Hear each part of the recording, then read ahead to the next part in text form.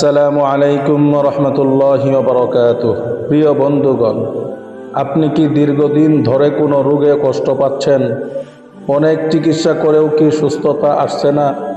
কখনো কি ভেবেছেন আল্লাহ এমন একটি পথ শিখিয়েছেন যা শুধু শরীর নয়, হৃদয়কেও সুস্থ করে দেয়? আজকের ভিডিওতে আমি আপনাদের সঙ্গে শেয়ার করব কুরআন ও সহিহ হাদিস থেকে প্রমাণিত একটি গুরুত্বপূর্ণ আমল, যা একজন মুমিনকে আল্লাহর রহমতের দিকে ফিরিয়ে নিয়ে যায়। তাই ভিডিওটি শেষ পর্যন্ত অবশ্যই দেখুন। মহান আল্লাহ পাক রব্বুল আলামিন পবিত্র কুরআনের সূরাতুশ শুআরা এর ৮০ নম্বর আয়াতে বলেন, ওয়াইদা মারিদতু ফাহুয়া ইয়াশফিন। অর্থ, আমি যখন অসুস্থ হই তখন তিনি আল্লাহ আমাকে সুস্থতা দান করেন। আলহামদুলিল্লাহ। এই আয়াত আমাদের শেখায় ওষুধ গ্রহণ করা সুন্নাহ ও প্রয়োজনীয়, কিন্তু প্রকৃত শিফা আসে একমাত্র আল্লাহর পক্ষ থেকে।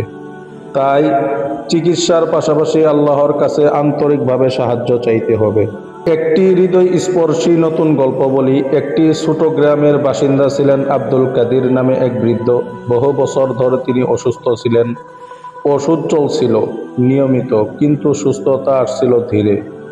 একদিন ফজরের নামাজের পর তিনি ইমাম সাহেবকে বললেন, আমি নিয়মিত ওষুধ খাচ্ছি, কিন্তু মনে শান্তি পাই না।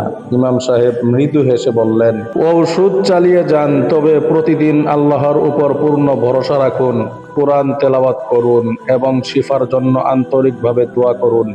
মনে রাখবেন, ওষুধ কারণ মাত্র, শিফা দেন একমাত্র আল্লাহ। সেদিন থেকে বৃদ্ধ প্রতিদিন নামাজের পর চোখের পানি ফেলে আল্লাহর কাছে দোয়া করতে লাগলেন। ধীরে ধীরে তার অন্তরে এক অদ্ভুত প্রশান্তি ফিরে এলো। অসুস্থতার কষ্ট থাকলেও তিনি বলতেন, আল্লাহ আমাকে ধৈর্য দিয়েছেন, আর এটাই সবচেয়ে বড় নিয়ামত। আমি বিশ্বাস করি আমার রবই আমার জন্য সর্বোত্তম ফয়সালা করবেন। এই গল্প আমাদের শেখায় একজন মুমিন চিকিৎসা গ্রহণ করেন, কিন্তু তার হৃদয়ে ভরসা থাকে কেবলমাত্র আল্লাহর উপর, আর এই তাওয়াক্কুলই তাকে আশা, ধৈর্য ও শক্তি দেয়।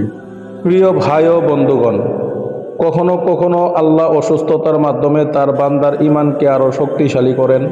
তাই একজন মুমিনের প্রথম কাজ হলো হতাশ না হয়ে আল্লাহর রহমতের আশা রাখা। হাদিসের দলিল সহিহ আল বুখারী শরীফের 5743 নম্বর হাদিস, মুসলিম শরীফের 2191 নম্বর হাদিস। রাসূল সাল্লাল্লাহু আলাইহি ওয়াসাল্লাম অসুস্থ ব্যক্তির জন্য এই দোয়া পড়তেন। দোয়াটি হচ্ছে, আল্লাহুম্মা রব্বিন নাসি উযহিবিল বাসা ইশফি আনতা শাফি লা শিফাআ ইল্লা শিফাউকা শিফাআন লা ইউগাদিরু সাকামান। অর্থ, হে মানুষের প্রতিপালক, কষ্ট দূর করে দিন, আপনি শিফা দান করুন, আপনি একমাত্র শিফাদাতা। আপনার শিফা ছাড়া কোনো শিফা নেই, এমন পূর্ণ শিফা দিন যাতে কোনো রোগ অবশিষ্ট না থাকে।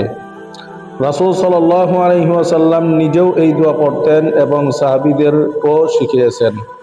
তাই আমরা যখন নিজের জন্য বা অন্য কোনো অসুস্থ মুসলিমের জন্য দোয়া করব, এই দোয়াটি পড়া সুন্নাহ।